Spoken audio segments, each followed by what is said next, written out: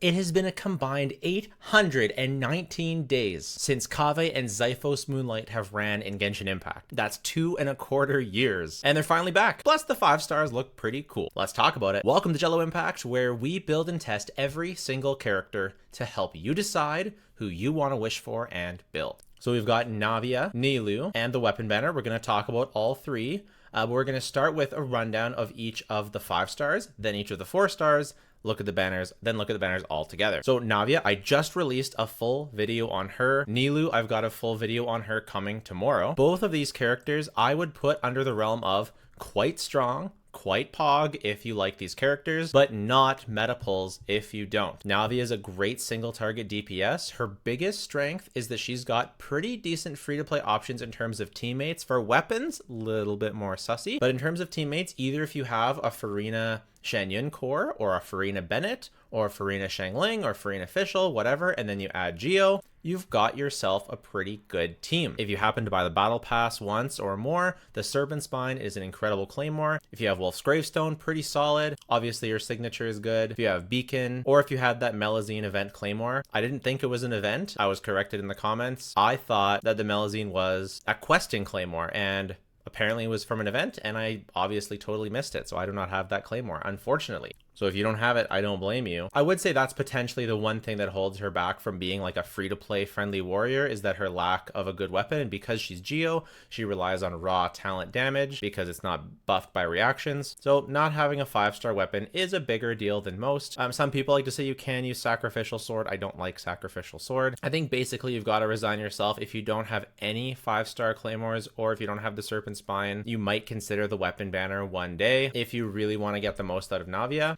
But she's still serviceable. She's still doable without. It's not the total end of the world. I find her very easy to play.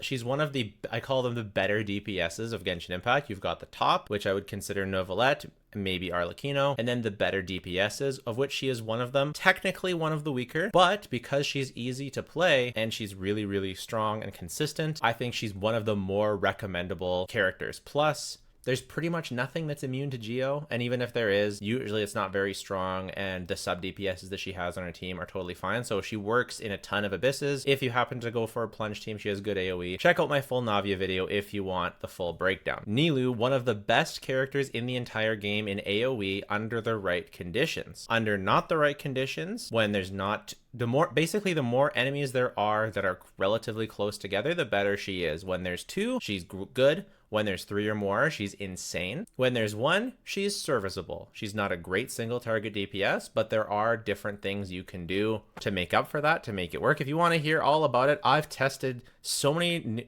teams again with her. I've gone back and I've gone through my entire backlog of all the characters. Candace, Kaveh, Alhaitham, Kirara, Barbara, Farina, Baiju, Sigewinne. I've done it all. I've made it all work. I've tried it all. I'll give you all my thoughts in my full Nilou video tomorrow. But I think suffice it to say, no matter what you have, you gotta have Nahida.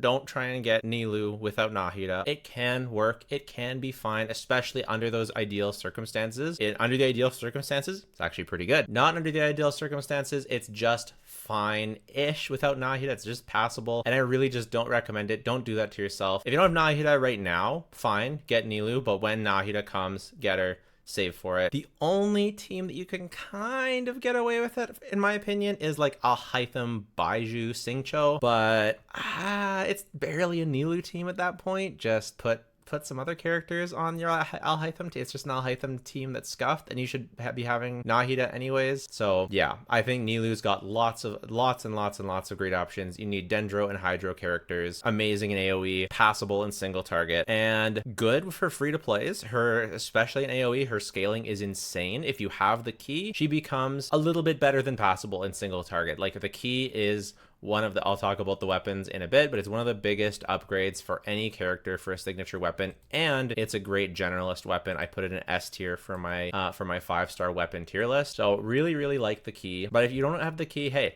I don't have the key. I haven't had the key. I will be getting it on this banner, but I don't have it right now. And Nilou has always performed well for me. You have so many different options to shore up her single target weaknesses if you need them. I think most people should be able to find a solid Nilou team on their account. Kokomi, Kale, and Nahida is generally considered the best. I really like Ayato, Baiju, Nahida. That's probably my favorite overall Nilou team. I know it's kind of a hot take and kind of a weird take. People generally like Kokomi more, but I kind of prefer the Baiju variant, the Baiju Ayato variant. You can use a free-to-play one with Barbara, and a free-to-play one with Kirara, and a free-to-play one with Yao Yao Candace. All of those and you can do Yao Yao Singcho. All of those are good. Of course, Nahida being the third slot. All of those are good, but they perform best when she's in her ideal circumstance. In non-ideal circumstances, having one of the more premium Nilou teams is a lot more beneficial. So, as a new player, as a free-to-play, should you get these characters or skip or save or whatever? Well, I think the best thing you can do is kind of wait for Yelan on the next patch. Yelan is like really broken, in my opinion. And if you don't want Yelan, like the best thing you could do is save for Natlin. But these characters are really good. And I think that, say you already have a strong single target, getting Nilou as an AoE option, probably a pretty good move. The one thing that isn't my favorite about Nilou is that if there's a cryo shield or a dendro shield, she has basically nothing that can go through it. Don't come at me that you can build vape Nilou. No. To be fair, I haven't done it, but the damage is not good. So for a free-to-play player who doesn't have that much on their account, like having 2 elemental shield immunities to Nilou is a lot more than others. Now, it's pretty uncommon, and usually she'll still be serviceable on the other side, but there have been 1 or 2 abysses that were pretty sus. In Fontaine, you could get around this because Coppelius could be broken by Farina or that sword thingy. So that cryo shield didn't actually matter, so she could brute force that side. So in general, you're going to be fine, but it's just like a little thing that takes her down a peg. And for Navia, her AoE, her AoE can be a little bit suspect, but by and large, both of these are very good characters. I'd put both of them in tier 1 for terms of value or terms of power, and I'd put them on highly recommended if you like them, not recommended if you don't like them in terms of value. Now for the 4 stars. Ningguang, generally not a good character to see on the banner. However, if you're a Navia puller and you don't have Zhongli, Albedo, or Chiori, Ningguang on the banner could be pretty good. I know a lot of people do really like Geo Traveler as the free-to-play option for Navia. I tend to like Geo Traveler and Ningguang about the same, especially if you happen to like Ningguang. Good chance you like her design. If you like Navia's design, I mean, relatively good chance. I like her design, especially with her skin. You want to have an excuse to use her. You get a high con Ningguang. She's pretty good on Navia teams. She's got bursty damage. You can have her affected by Bennett's Circle as well, have her affected by Farina as well, and potentially get some solid single target burst DPS down with Ningguang and get some crystallizes. You can easily quick swap out of Navia to Ningguang to do some skills and bursts. It's not something that I've personally mastered. I've spent a lot more time using Chiori and Zhongli, but if you're a Ningguang enjoyer, if you're a Navia enjoyer and you don't want to get another Geo, like Ningguang on the banner is totally a viable and solid and good option, and she's super hot. So pretty pog if you like her. If you don't like her, like if you want to use Zhongli or Albedo or Chiori instead with Navia, the ranking for those, by the way, is Chiori, then Zhongli, then Albedo, but they're all relatively close. If you don't want to get one of those 5-star Geos, then Ningguang being on this banner could save you some pulls and getting a high constellation. Like, granted, you still have Geo Traveler as a good 4-star option, so it's not like you need a Ningguang, but hey, that's pretty cool, and she's got a pretty awesome design, so nothing too much to complain about. For the other 2 characters, Kirara and Kave, I'm only sad that Kave's on this banner because I already have Navia and Nilou, so I need some more constellations of Kave, and I don't see myself building pity on either of these characters. I'll talk about constellations in a minute, but yeah, Kave's here. Kave is one of the worst characters in Genshin Impact. I haven't tested him with C6. It seems like it should do something for him. I mean, maybe I'll try and snipe. I think I need 2 more. I don't know if I need 2 more copies or 4 more. I'll have to check. If I just need 2, I might try and snipe him so I can test him at C6. But pre-C6, he's like either really bad Alhaitham, a really cope driver for Hyperbloom teams. That's the same thing, bad Alhaitham. Or like a cope option for Nilou teams. You can use him. He's a pretty comfortable driver. But I feel like the best team for him to drive with Nilou is Shenhe Nahida Zhongli, which is okay. It's an okay team. It doesn't have a healer, so you're gonna take damage with your Nahida and Shenhe, especially Shenhe I've found, and there's no way to heal it off. Zhongli himself is fine because he heals himself, and he's like a very comfy on-field driver, but at least for me, unless the Abyss is super Nilou favored, Kokomi just doesn't provide quite enough hydro application, so I find myself needing to do Shenhe. So it does actually work. It's actually one of my really old videos with Kave actually still I think was actually a pretty good video. You can check that out. It's really old now. It has only like 3,000 views. It's one of my very first videos where I like summoned for a character to make a review. Actually, maybe don't look it up. It's probably really bad. I remember thinking it was good, but I actually haven't rewatched it, so never mind. Don't look it up. But yeah, I definitely don't recommend ever building Kave for meta reasons, but if you want to build them for fun, go for it. I haven't found a play style that actually works, but it's okay with Nilou. Like it's usable, especially if you vertically invest your Nilou with her weapon. I'll get to the weapon in a minute. Kirara is good. Really like Kirara these days. It's too bad she wasn't on the Chlorand banner. She would have fit a lot better there. She still fits pretty good with Nilou. You can do Kirara, Barbara, Nilou. It's the box team where you run around as the Kirara box with Barbara surrounding her, and it's actually pretty good, especially if the enemies are reasonably close together.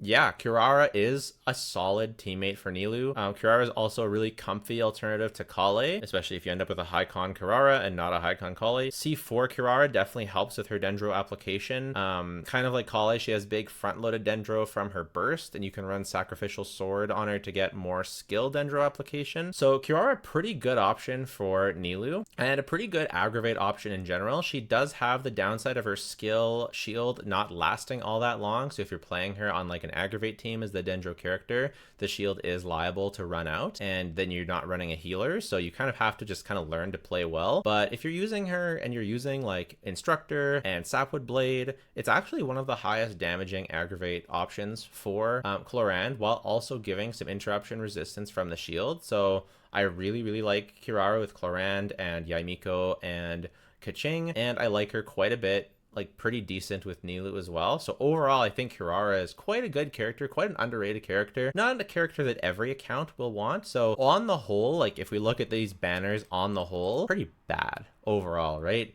Ning Wang, pretty bad character unless it's the situation that I said. Kave, pretty bad character overall. I know everyone's hyped that he hasn't been around, and he's baby girl and everyone loves Kave and amazing. I like him in this story too. I'm just, we keep it real here on Jello Impact. Kave pretty bad. Kirara pretty good, but not super universal, not no Bennett.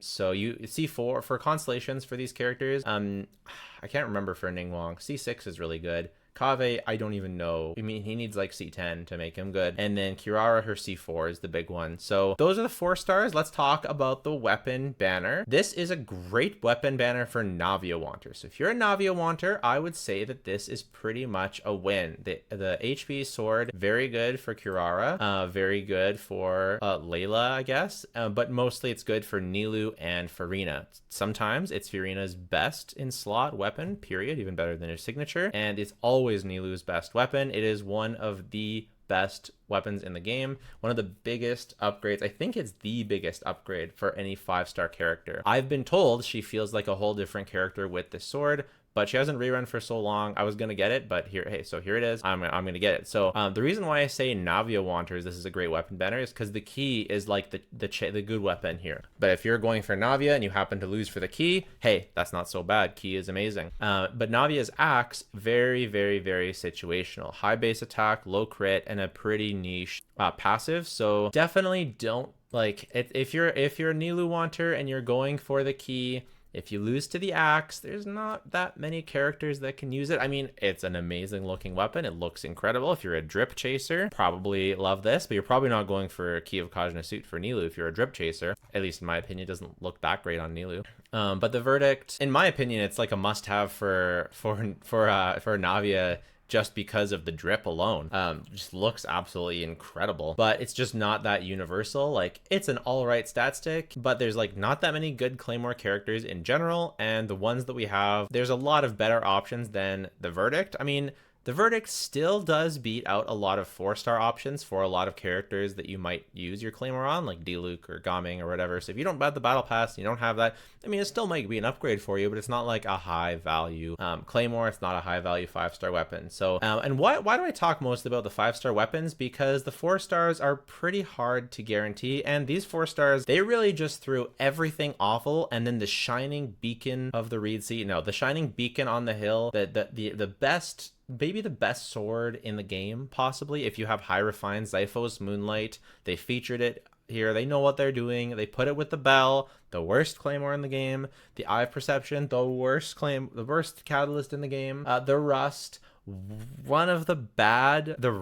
really bad 4-star bows, only good on yoimiya, and yoimiya is not a great character. And then Dragon's Bane, which is still a good weapon on Hu Tao, but outclassed by the craftable craftable Inazuma weapon for Toma, and you only need 1 copy of it for your EM Raiden. So it's like you already have it at some point from standard or just from the banner, because you can lose to weapons. But this is the only place you can never get Zyphos Moonlight, and Zyphos Moonlight is pretty much Kazuha's best in slot. It's an EM weapon that restores energy to your whole team, which is crazy. It's like Fav, but kind of, I don't know about better, but like definitely better for certain characters. Definitely a huge upgrade for Kazuha. Crazy weapon. But the problem is you don't know how many times it's going to take to get this weapon. It's a 50-50 to even get one of these, and then a 1 in 5 to get Zyphos. Like you would have to be the craziest, stupidest person alive to wish on this weapon banner. I will. It's my job. I gotta get me some Zyphos. I gotta get me the Key of Kajna suit, but geez, I hope I don't start I hope I get some early, because it takes actually real good luck to get Zyphos Moonlight from this weapon banner. Like, it is not good odds. It is not good odds at all. So should free-to-players wish on this weapon banner? Not for Zyphos, but maybe if you're a Navia player and you want to max out your Navia, there's a pretty good weapon banner. You should probably do it. If you're a Navia player and you've been waiting for a time to get the axe, this could be your time. So that's that. Those are my pulls. Again, remember, although it is FOMO, although these characters only come once in a while, they still will come back. Spend responsibly if you're going to spend, and save responsibly if you're going to save. Yelan next patch. Yelan, these are both tier 1 characters. Yelan is a tier 0 character, in my opinion. Emily's coming next patch. Hard to say what she's gonna be. I'm not sure. And then Natlin coming. I'm sure Natlin will have some crazy characters. Check out my Natlin video. I break down the visions were revealed for pretty much every Natlin character, and I broke them down in there. You almost definitely missed it. So make sure you watch that. Take care. Bye for now.